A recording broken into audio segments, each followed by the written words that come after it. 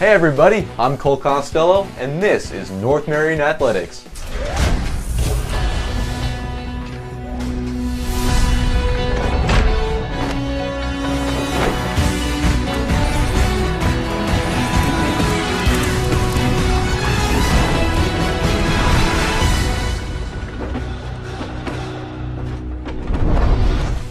Even with a fairly rainy spring break, both the baseball and softball teams managed to fit in a 3-game tournament each. Now immediately I'm going to hand it off to Wyatt Moore, who's going to tell you about the few cancellations that we did have.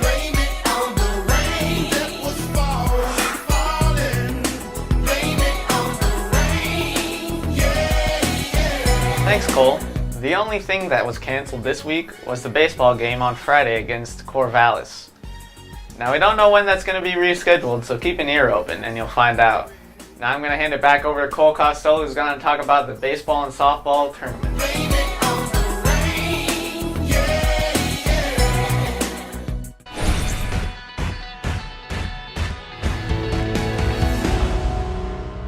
Thanks, Wyatt.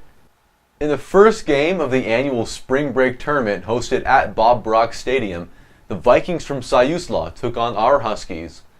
After the first inning, it was a 1-1 tie, but then the Vikings blew it open in the second, making it a 5-1 game, and the Huskies didn't answer until the bottom of the fourth.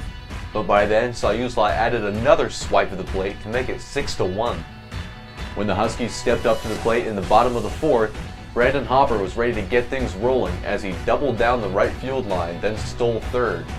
Tristan Wampel grounded out to score Hopper.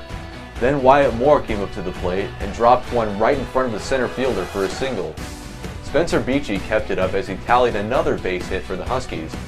With a passed ball, both runners moved into scoring position, but then another scored Moore and moved Beachy to third. Brock Brashears added another hit and scored Beachy. As the Vikings pitcher's confidence got lower, the Huskies' run total got higher, and at the end of the fourth inning, the Huskies totaled 6 runs to give them the lead at 7-6. The Vikings, determined to get back the lead, did, as they hit the ball very well to take the ball game 11-7. On Wednesday, after the third and final game of the first day of the tournament was rained out, the wind dried everything up and the Huskies took the field this time against Dayton. Dayton's leadoff hitter hit the first pitch of the game over Spencer Beachy's head to get a double. He was then moved over by a sacrifice bunt from the second hitter and drove in on a base hit to take the lead 1-0. The Huskies stepped up to the plate in the bottom of the first and started things off very slowly as they put down the first 2 batters. As a usual sight, Brandon Hopper once again got the Huskies started with a double. Tristan Wampel then scored him with a single, and Wyatt Moore beat out an infield single, with Wampel taking third on the throw and Moore taking second on a stolen base. Spencer Beachy pulled through and singled to score both Wampel and Moore. This was the first and the last time the Huskies took the lead in the ballgame. In the second and third innings, Wyatt Moore sat down 4 of the 6 batters he faced, and the other 2 grounding out. In the top of the fifth, the Pirates managed to get a couple of base hits and score their last run of the game. The Huskies shut the door on any hopes of a Dayton comeback when they struck for their biggest run output inning of the season. Wampel jump-started the inning with a base knock. Then Moore moved the runner up with a sac bunt. Beachy also singled to right center field. Robles was walked to load the bases for the Huskies with just 1 out. Dayton struggled with their decision-making in the ensuing at-bats, as no outs were recorded on a suicide bunt by Matt Burrell or Brock Brashears. Wampel put an exclamation point on the inning when he delivered another base hit, scoring 2 more Huskies. Moore continued to dominate as he allowed 1 more base hit in the last 7 batters to seal the 11-2 victory. Wyatt ended the game with 8 strikeouts, 6 hits, and 2 runs allowed. The Husky hitters didn't strike out once, and the fielders didn't commit a single error in the game. After the big win over Dayton, the Huskies were ready to take on the Pleasant Hill Billies. At the beginning of the game, Brock Brashears, starting on the mound, gave up 2 first-inning runs as the Billies had 3 hits and the Huskies committed a big error that gave up the second run on a wild throw to third. Then in the second, Brashears had his defense behind him. When the Huskies got to the plate, Wampel started things off, getting walked and Moore put down a sack bunt to move him up, but he beat it out, getting a base hit.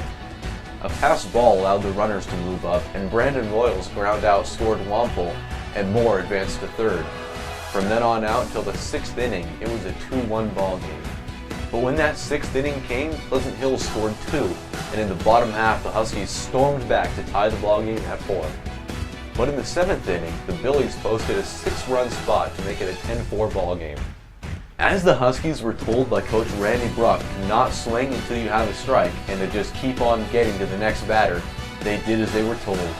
It didn't start too well for NN as Brashears struck out, but Kyle Williamson got it started as he doubled over the left fielder's head. Then Zach Williamson reached on an error, moving Kyle to third, but the error allowed Kyle to score. Hopper hit one back up the middle to move Zach to second, but a bad pitch allowed Brandon and Zach to second and third.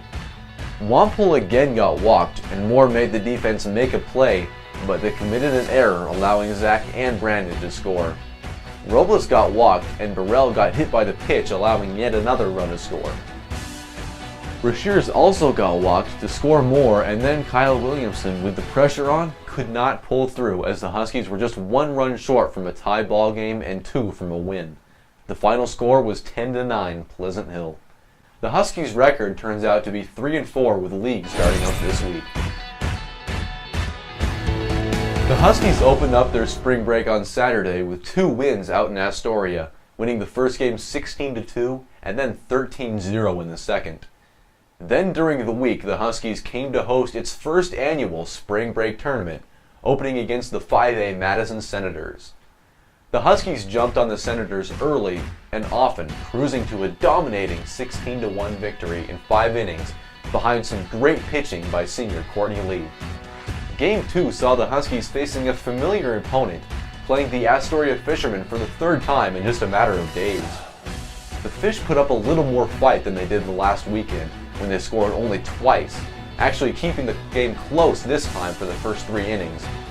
But then the Huskies found their offensive groove and ended the contest with a 26-8 blowout, setting them up for a tough undefeated Willamette.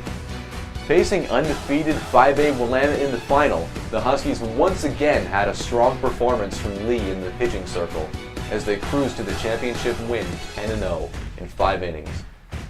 After an outstanding start to the season, the girls have scored 101 runs, which is the highest in the state for any level. Also, Kylie Gonzalez has hit 5 home runs so far, giving her 10 for her career when she is only a sophomore. Keep an eye on her as the season progresses. And now it's time for our Play of the Week.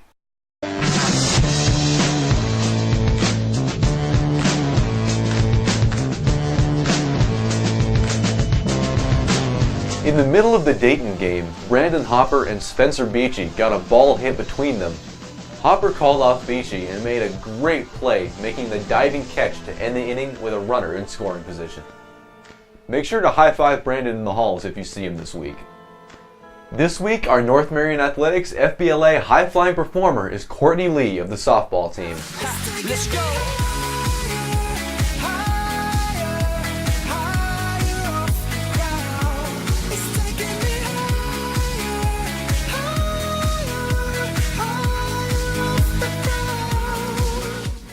During the softball tournament, Courtney pitched the entire game for 2 of the games and 2 innings of the other. In the time she was pitching, only 1 run was scored, and that was in the Madison game.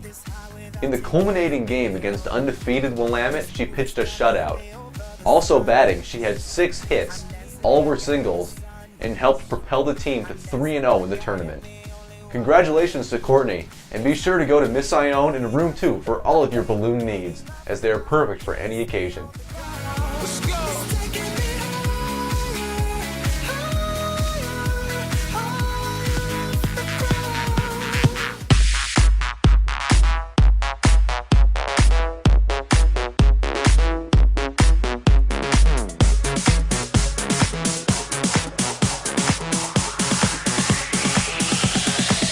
Last week in our trivia question, we asked you when the last time was that the Huskies softball team scored 18 or more runs in a game. The correct answer was B. Congratulations to Chelsea Luna of Hubbard, Oregon for getting this week's trivia question right. And also on an interesting side note, the softball team scored 26 runs in a game this week. That's all for this week's trivia question. Now I'm going to hand it off to Wyatt Moore for more upcoming events. Thanks, Cole. Now it's time for more upcoming events brought to you by Jamba Juice.